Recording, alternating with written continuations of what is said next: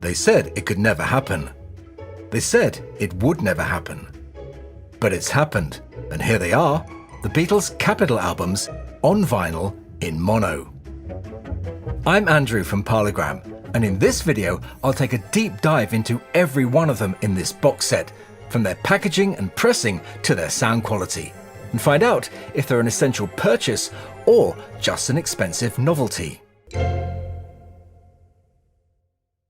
Since their deletion from the core catalogue in the late 1980s, the Beatles' Capitol albums have become just a footnote in Beatles history.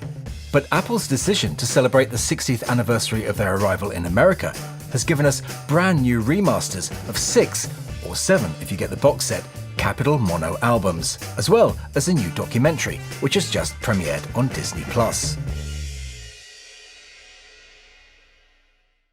I've been listening to the Beatles for as long as I can remember. In fact, one of my first memories is playing my mother's copy of A Hard Day's Night. So although their later albums have taken more of the spotlight in recent years, I'm thrilled to see this early period finally being officially celebrated. I must admit that I'd been disappointed that there'd been no official releases to mark the 60th anniversaries of Please Please Me, With the Beatles or A Hard Day's Night. But with America being the biggest market, I guess it makes good commercial sense to configure this year's major Beatles event in that direction. Now, for anyone who's ever heard an original Capitol Beatles album from this period will know they have a very different sound to that of the UK records. But this set was never meant to be an audiophile experience, but rather as a kind of souvenir. A snapshot of time where both the Beatles and their music was new and exciting. Something which, if you're not of that generation, is impossible to fully comprehend. So for those who lived through Beatlemania, or who bought these records in their youth, it's a massive nostalgia trip.